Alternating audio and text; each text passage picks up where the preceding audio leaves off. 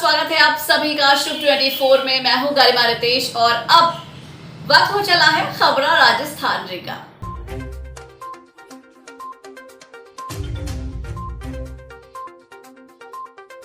धरना प्रदर्शन कर सीएम का फूंका पुतला। मादक पदार्थ नष्ट को लेकर कार्रवाई। विकास कार्यों का किया शिलान्यास। पूर्व विधायक राठौड़ ने किया गांव का दौरा। 2 युवकों को बिजली के खंभे से बांध दी सजा। भाजपा कार्यकर्ताओं ने दिया ज्ञापन। ट्रक ने बाइक सवार को मारी टक्कर। सीएलजी की बैठक संपन्न। कलेक्टर ने कोविड स्वास्थ्य मानकों की पालना के दिए निर्देश। ध्यान नहीं दे रहे आबकारी अधिकारी। जानेंगे खबर अब विस्तार से।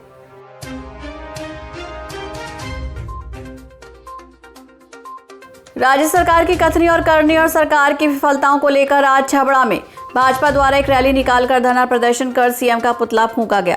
दोपहर 1 बजे भाजपा कार्यालय से भाजपा नेताओं के साथ शुरू हुई रैली के एसडीएम कार्यालय पहुंचने पर भाजपा नेता और अन्य जनप्रतिनिधियों ने राज्य सरकार की विफलताओं और पीएम आवास योजना में की गई धांधलियों को लेकर जमकर विरोध जताते हुए नारेबाजी कर धरना और प्रदर्शन किया।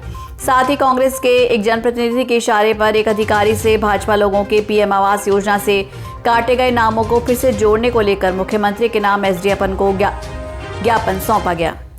शिव 24 संवाददाता महेश गौड़ ने बताया कि छबड़ा के मुरेला गांव में जहां जिन किसानों के अफीम के पट्टे थे, नारकोटिक्स विभाग द्वारा उनसे औसत माप मुताबिक माल तुलाने के बाद फसल के शेष अवैध अवशेष डोडा चूरे को नष्ट करने को लेकर आबकारी, नारकोटिक्स, स्थानीय पुलिस और प्रशासनिक अधिकारी की गठित एक टीम के द्वारा जेसीबी की सहायता से संयुक्त कार्रवाई को अंजाम देते हुए अवैध डोडा चूरे को जमींदोज कर नष्ट किया गया।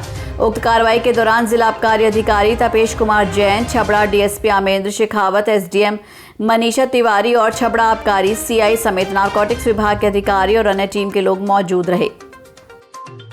छबड़ा के पूर्व विधायक करण सिंह राठौड़ ने आज गुरुवार को ग्राम पंचायत गुगोर, फलिया, तेलनी के दर्जनों गांव का दौरा कर अतिवृष्टि से हुए नुकसान का जायजा लिया और प्रधानमंत्री आवास योजना में दिल्ली सरकार द्वारा काटे गए नामों को लेकर लोगों से मिले। राठौड़ ने खातौली ग्राम में जाकर देखा कि पूरी बस्ती ही कच्चे मकानों की है। विकलांग लोगों और पूरे परिवार अनुसूचित जनजाति के लोगों के होने के बाद भी इनका आवास योजना में नाम नहीं है। गरीब लोग हैं जिनके कच्चे मकान बने हुए हैं, इन पर छप्पर भी नहीं है। लोगों के मकानों के नाम नहीं आना दुर्भाग्यपूर्ण है। इसी तरह से फलिया और तेलनी ग्राम पंचायतों में भी यही हाल देखने को मिले। शिव 24 संवाददाता हर्षल सक्सेना ने बताया कि 12 शहर के कोटा रोड स्थित विवेकानंद पार्क के बाहर आज भीड़ का अपना न्याय तंत्र देखने को मिला, जहां एक फर्नीचर दुकान से स्टूल चोरी के आरोप में 2 युवकों को पकड़ लोगों ने बिजली के खंभे से बांध दिया। इस दौरान मौके पर लोगों की भारी भीड़ जमा हुई। इस दौरान पकड़े गए चोर हाथ जोड़ लोगों से छोड़ने की अपील करते रहे। दरअसल शहर के हॉस्पिटल रोड के एक फर्नीचर दुकान से इन दोनों चोरों ने दुकान के बाहर रखे स्टूल चोरी कर बाइक से भागने लगे। इस दौरान दुकान मालिक को चोरी का पता चल गया और वो भी बाइक से चोरों का पीछा करने लगे। करीब 2 किलोमीटर तक पीछा करने के बाद लोगों ने दोनों चोरों को कोटा रोड पर पकड़ लिया। इस दौरान लोगों ने पहले तो चोरों से मारपीट की, फिर बिजली के खंभे से बांध दिया। दुकानदार द्वारा पुलिस को फोन करने के कई देर बाद तक पुलिस नहीं पहुंची तो लोगों ने चोरों को पकड़ थाने ले गए। इस दौरान रास्ते में एक चोर फरार हो गया। फिलहाल स्टूल चोरी का एक आरोपी कोतवाली थाने में हिरासत में रखा गया है। आगे मुड़ से बोला आपने कोई सामान बेचा क्या? हमें नहीं बेचा कि 2 चोरे लेके भाग गए थे। इनके पीछे हमने गाड़ी लगा दी।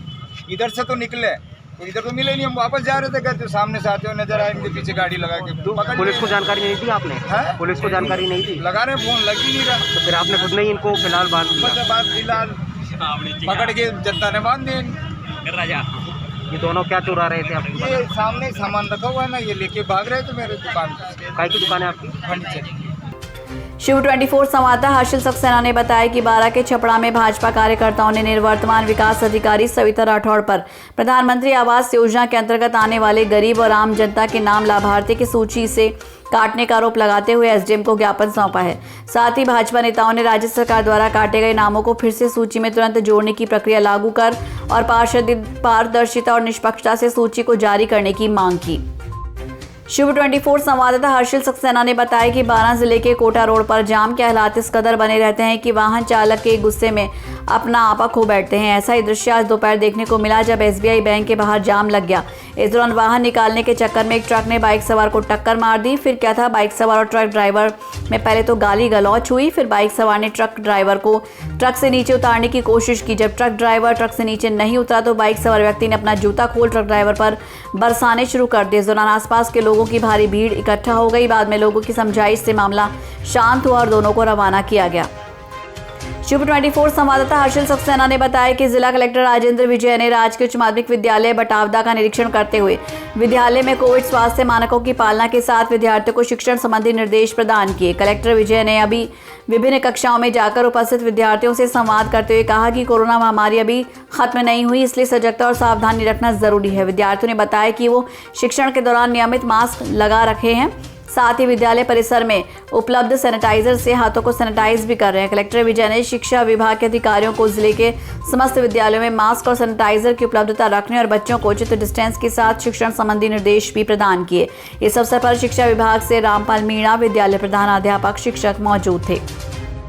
शिव 24 संवाददाता अनिल भार्गव ने बताया कि एक और तो शाहबाद उपखंड मुख्यालय पर आबकारी विभाग का पुलिस थाना खुला हुआ है ताकि सहरिया क्षेत्र में कच्ची हथकढ़ शराब बनाने वाले लोगों के खिलाफ प्रभावी कार्रवाई हो सके और कच्ची हथकढ़ शराब बनाने का गोरख धंधा बंद हो सके। लेकिन बारिश थमने के साथ ही जंगल क्षेत्र में बहती जलधाराओं के पास महुआ की गुड़ की कच्ची हथकढ़ शराब बनाने का खुला खेल साफ तौर पर देखने को मिल रहा है।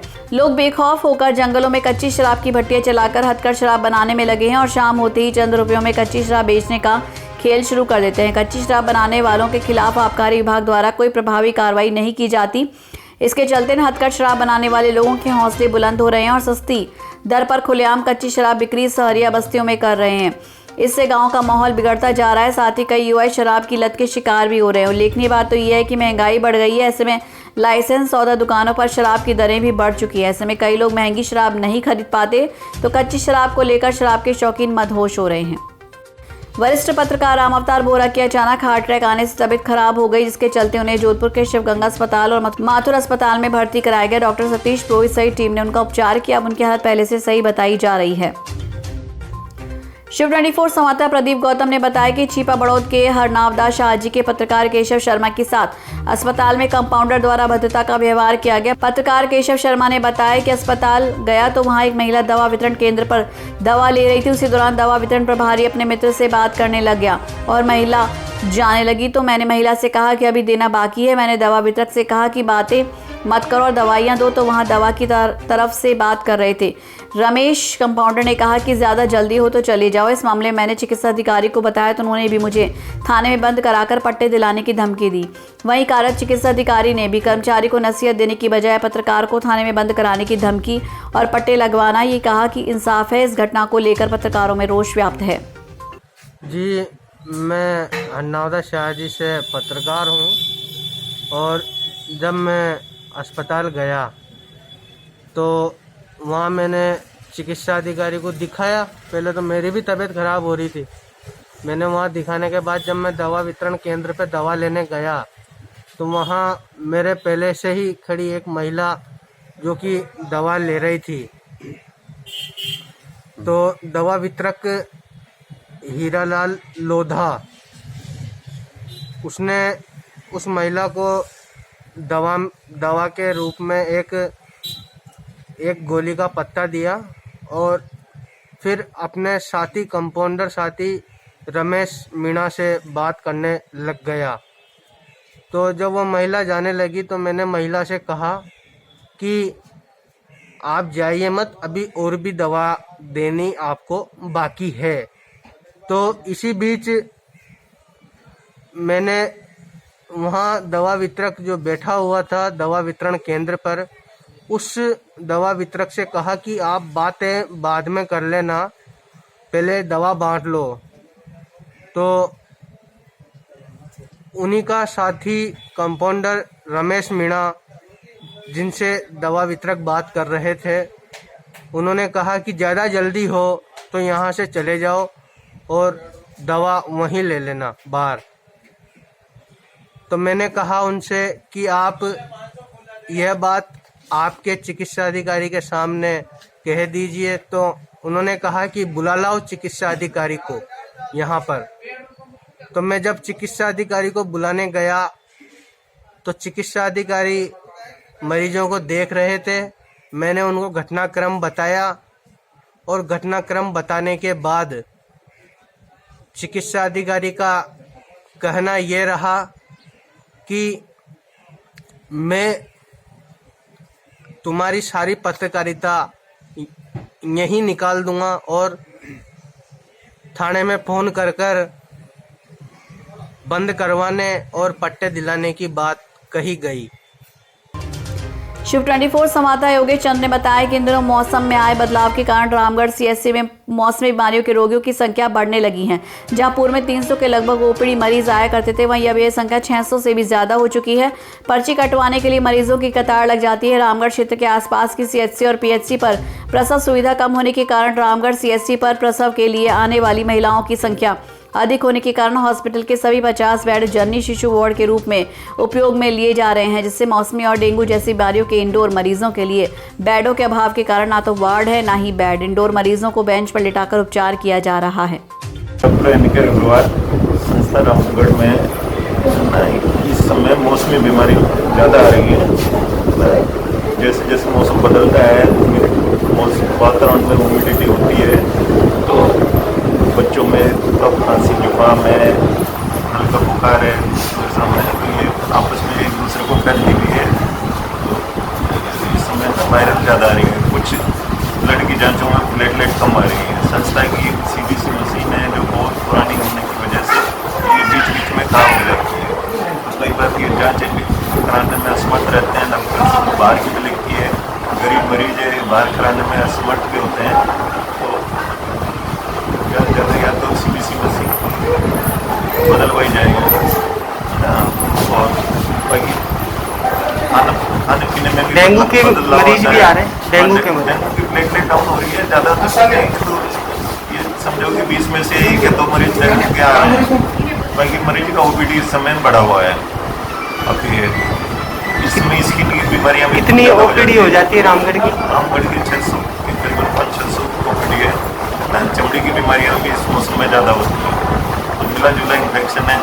जनाना का भी यहाँ काम ज़्यादा है, डिलीवरी काफ़ी संख्या में होती है। लोगों को सोशल डिस्टेंसिंग, आपस में दूरी बनाए रखने की सलाह दी जाती है। सर हम बुखार हो रहा था इसके बोतल लग रही है। परसों हुआ था बुखार, एक परसों लगी थी, एक आज लग रही है। बुखार डाउन नहीं होने के कारण दोबारा बोतल लग रही है। अब अंदर लगाई थी, फिर अब जगह न होने के कारण बाहर बेंच पर बैठे। बांदीकुई से हमारे शिव 24 संवाददाता जितेश शर्मा की रिपोर्ट के मुताबिक मौसम में परिवर्तन के साथ ही सरकारी अस्पताल में आउटडोर बढ़ने लगा है। जुलाई अगस्त को देखें तो पिछले महीने की तुलना में सर्वाधिक आउटडोर इस महीने रहा। मौसम परिवर्तन के चलते इस वक्त बांदीकुई उपखंड में खांसी, जुकाम, बुखार, पेट दर्द, उल्टी के मरीज बढ़ रहे हैं। वहीं अस्पताल में लगने वाली भीड़ कोरोना महामारी को भूल से हुई नजर आ रही है। कहीं ये भूल आने वाली तीसरी लहर का कारण न बन जाए। समय रहते हुए सजग रहने की जरूरत है। अस्पताल जाते समय मुंह पर मास्क जरूर लगाएं, जिससे संक्रमण फैलने पर रोक लग सके और देश को सुरक्षित करें। बांदीकुई से हमारे शिव 24 संवाददाता जितेश शर्मा की रिपोर्ट के मुताबिक हिसार जयपुर पैसेंजर ट्रेन के जनरल कोच में मिला एक छोटा शिशु। मजदूर यात्री ने रेलवे बांदीकुई प्रशासन को दी सूचना मिलने पर प्रशासन के लोगों ने उसके माता पिता की खोज में जुटे। जीआरपी जवान इसी को लेकर रेल यात्री और रेल प्रशासन में एक समय तो हड़कंप मच गया था, लेकिन मजदूर की सूझबूझ से एक बालक की जिंदगी बच गई और यात्रियों की भीड़ इकट्ठा हो गई। हमारे शिव 24 संवाददाता विष्णु आशीर्वाद की रिपोर्ट के मुताबिक दौसा जिले के सैतल थाना अंतर्गत बिनावला है, जहां पर पीड़िता धनी देवी की कहानी भी कुछ इस तरह की बयां कर रही है। पिछले 2.5 साल से धनी देवी न्याय के लिए एसएचओ, एसपी, कलेक्टर और यहां तक कि महिला थाने में भी अपनी न्याय के लिए गुहार लगा चुकी है, लेकिन उसकी कहीं भी कोई पुकार नहीं सुनी जा रही। और अब उसने एक बार फिर जिला कलेक्टर के सामने उपस्थित होकर अपनी व्यथा सुनाई और फिर एक बार न्याय की गुहार लगाई है।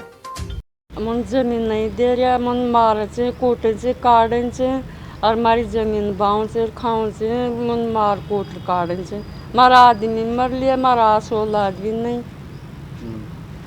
परिवार का कोई धनी, गांव का कोई धनी नहीं है। हमारो धनी कौन है? हमारो धनी बस यस हमारी बहुमती से यही से हमारा गुड़ा पाए धनी और कोई नहीं है। मैं कहाँ जाऊँ कहाँ रहूँ, मैं यहीं मरूँगी, नहीं मारो पैसे लोग जब यहीं रहूँगी। कौन लोग जमीन अभी मारी जमीन समझी मारा देवर से हड़प लिया, मन बाबा को दी खावा को दी और मारन से कूटन से काटन से मच्छी भरन से मन समझी पीट कूटर कर काट दिया मारू धनी कौन। आप क्या चाहते हो? क्या चाहते हो? न तो कोई कलेक्टर कार्रवाई करे, न महिला थाना कार्रवाई करे, न इंडर सेंट्रल को थाना कार्रवाई करे। मैं खूब आली खूब जाली मार कोई कार्रवाई नहीं करते है। आप क्या चाहते हो? तो नाम बता दो। मार नाम धनी।